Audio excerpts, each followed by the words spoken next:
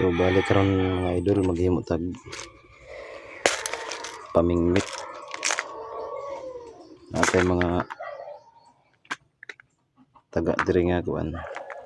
Pangdagat man ni siya pero nakatry na ko ani sa suba, nakakuha na ni kuan. Ngani nga style nakakuha na ni siya kasili. Or igat pa sa Tagalog. Ato lang ni siya utrohon. Bali ibingko ngay nato gamay. Kay kuan ra pud gayo. Tako ra kayo pud ang kuan niya ba. Pagamayan nato.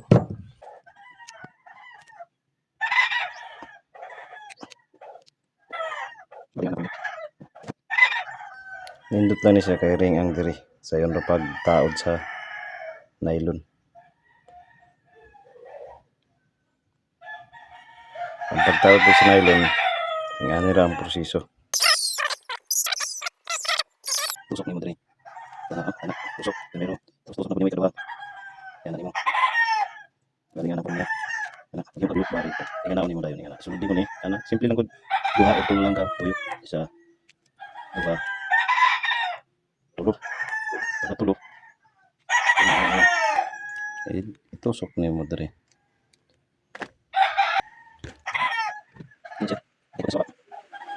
Terus naman mo. Ano po di mo? Bid. Amang mo kan, bid. Putulin mo ni diri. Ano ni mo? Maghimo na paglook diri yan ani mo. Tapos birahon. Dira yung pusdan. Tapos patingon mo. Ang sobra. Balik ka daw na siya.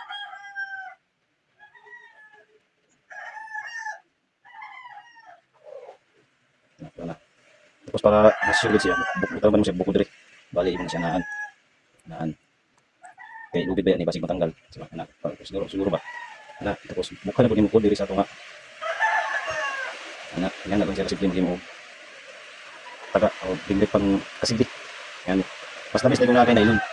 Itong nylon nga binunta ko siya, pwede mo ikot sa manok. Pero ako ang gamit na ko is kuan, pamo. Yung pamo. Ako na pamo. Silin na ko na makay. Hindi ko magtuan kasi yan.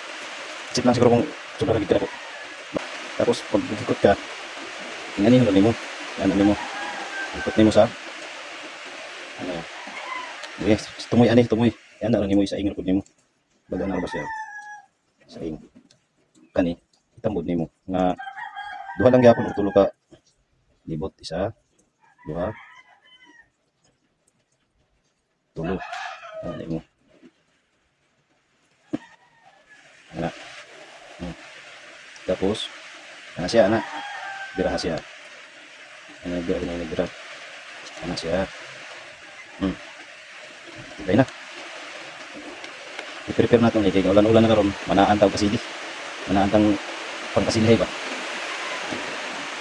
Ano, tani mo ni. Basta simple. Naot na nasundan ninyo. Salamat sa pagtanaw.